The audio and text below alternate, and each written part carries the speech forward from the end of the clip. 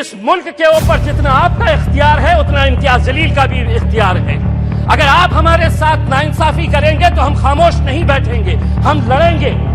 क्या वजह है कि आज फाइनेंस मिनिस्टर हमको इस बात का जवाब दे कि कैसा 38%, कौन सी ऐसी मिनिस्ट्री है जिसके अंदर 38% का बजट कम कर दिया गया है। 1913 करोड़ रुपया आप हमारे गायब कर देते हैं। आप ये उम्मीद करते हैं कि हम खामोशी से इसको बर्दाश्त कर ले करके। हम तो फूल थे, तुमने हमें कांटा बना दिया और अब इसी कांटे से कहते हो कि चुभना छोड़ दे। नहीं छोड़ेंगे, हम लड़ेंगे, क्योंकि इस मुल्क के ऊपर जितना आपका इख्तियार है उतना इम्तियाज जलील का भी इख्तियार है। मैं अडानी का नाम इसलिए लूंगा कि LIC में मेरा भी पैसा है, SBI का मैं भी कस्टमर हूँ।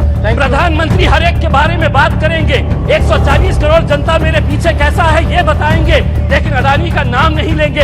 कहीं ऐसा ना हो जाए कि उस एक शख्स के चक्कर में 140 करोड़ जनता तुम्हारी हाथ से निकल जाए। 1600 राणे साहब, आप महाराष्ट्र से आते हैं, अकेले औरंगाबाद जिले के अंदर 1600 ऐसे स्कूल्स हैं जिनके सर के ऊपर बच्चों के क्लासरूम्स के अंदर पक्की छत नहीं है। टीन के शेड के नीचे ये 1600 बच्चे तालीम हासिल कर रहे हैं। उनका कसूर सिर्फ इतना है कि वो किसानों के बच्चे हैं, वो गरीबों के बच्चे हैं, वो मजदूरों के बच्चे हैं। आप बनाइए नए स्कूल्स, लेकिन आपके पास 1 साल बचा हुआ है। ये अहद करिएगा, प्रधानमंत्री जी को कहिएगा कि PM श्री नहीं, उन पूरे स्कूल को हम PM महाश्री नाम देंगे। अगर 1 साल के अंदर ये 1600 औरंगाबाद जिले के स्कूल्स को अगर आप बदलते हैं तो हम भी कहेंगे। अगर 1 साल के बाद अगर ये कर पाते हैं तो इम्तियाज जलील यहाँ पर खड़े रहकर कहेगा, वाह मोदी जी वाह।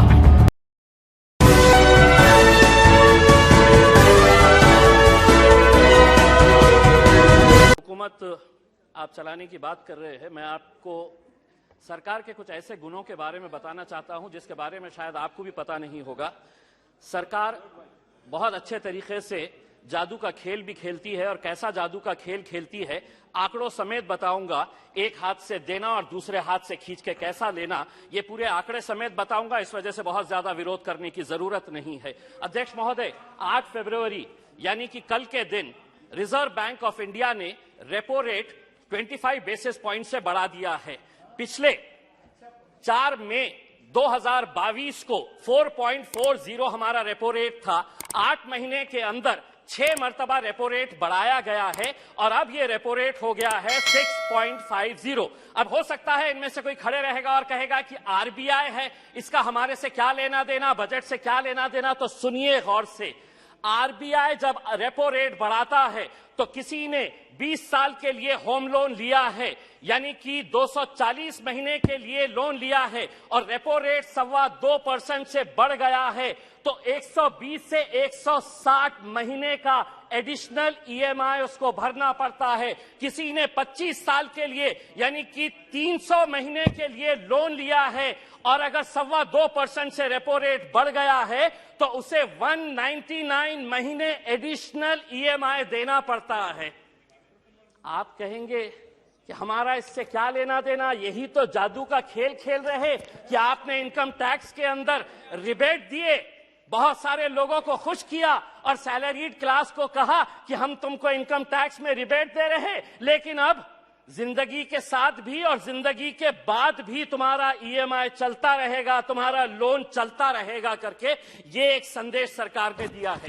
अध्यक्ष महोदय, एजुकेशन के लोन के अंदर सरकार ने जो आंकड़ा दिया है स्कूल और हायर एजुकेशन के लिए 1,12,899 करोड़, बहुत अच्छा बढ़िया सा फिगर है, जिसमें से 61% स्कूल एजुकेशन के ऊपर खर्च किया जाएगा और इन्हीं पैसों के अंदर से 14,500 PM श्री नाम के स्कूल्स बनाए जाएंगे। अध्यक्ष महोदय, मैं पूछना चाहता हूं, जो बच्चे आज गांव के अंदर पढ़ रहे हैं, जो जिला परिषद के स्कूलों के अंदर पढ़ रहे हैं, मेरे अहम सिर्फ अकेले औरंगाबाद जिले के अंदर अभी सर्वे करवाया सरकार के जरिए 1600, राणे साहब आप महाराष्ट्र से आते हैं, अकेले औरंगाबाद जिले के अंदर 1600 ऐसे स्कूल्स हैं जिनके सर के ऊपर बच्चों के क्लासरूम्स के अंदर पक्की छत नहीं है। टीन के शेड के नीचे ये 1600 बच्चे तालीम हासिल कर रहे हैं। उनका कसूर सिर्फ इतना है कि वो किसानों के बच्चे हैं, वो गरीबों के बच्चे हैं, वो मजदूरों के बच्चे हैं। आप बनाइए नए स्कूल्स, लेकिन आपके पास 1 साल बचा हुआ है, यह हक करिएगा, प्रधानमंत्री जी को कहिएगा कि पीएम श्री नहीं, उन पूरे स्कूल को हम पीएम महाश्री नाम देंगे। अगर 1 साल के अंदर ये 1600 औरंगाबाद जिले के स्कूल्स को अगर आप बदलते हैं तो हम भी कहेंगे। अगर 1 साल के बाद अगर ये कर पाते हैं तो इम्तियाज जलील यहां पर खड़े रहकर कहेगा, वाह मोदी जी वाह। दूसरी ये बात है अध्यक्ष महोदय, माइनॉरिटीज के बारे में मैं ये बताना चाहता हूं, राणे साहब हम तो फूल थे, तुमने हमें कांटा बना दिया और अब इसी कांटे से कहते हो कि चुभना छोड़ दे। नहीं छोड़ेंगे हम लड़ेंगे, क्योंकि इस मुल्क के ऊपर जितना आपका इख्तियार है उतना इम्तियाज जलील का भी इख्तियार है। अगर आप हमारे साथ नाइंसाफी करेंगे तो हम खामोश नहीं बैठेंगे, हम लड़ेंगे। क्या वजह है कि आज फाइनेंस मिनिस्टर हमको इस बात का जवाब दे कि कैसा 38%, कौन सी ऐसी मिनिस्ट्री है जिसके अंदर 38% का बजट कम कर दिया गया है। 1913 करोड़ रुपया आप हमारे गायब कर देते हैं और आप ये उम्मीद करते हैं अध्यक्ष महोदय, आप ये उम्मीद करते हैं कि हम खामोशी से इसको बर्दाश्त कर लेकर के।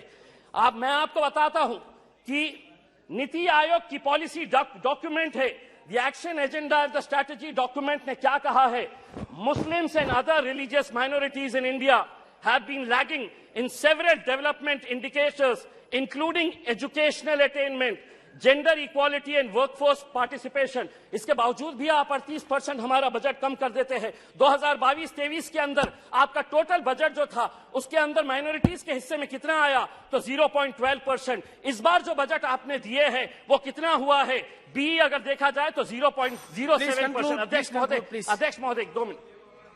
तो ये टोटल एलोकेशन अध्यक्ष महोदय, ये कितनी गंभीर बात है कि देश आगे बढ़ेगा, लेकिन माइनॉरिटीज के लिए जो बजट दिया गया है 2012 और 13 के अंदर जो बजट था वो बजट इस बार दिया गया, यानी कि देश आगे बढ़ेगा और माइनॉरिटीज पीछे रह गए। ये कब तक चलेगा?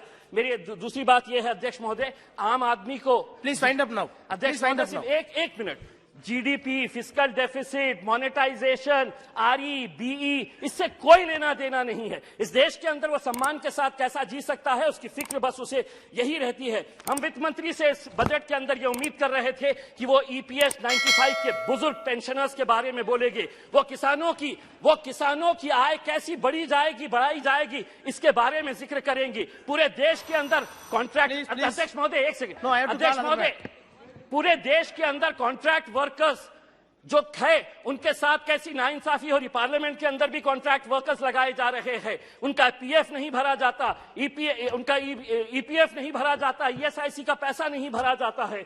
मैं अध्यक्ष महोदय ये उम्मीद कर रहा था कि जाने से पहले इस देश को तंबाकू और शराब मुक्त करके जाएंगे।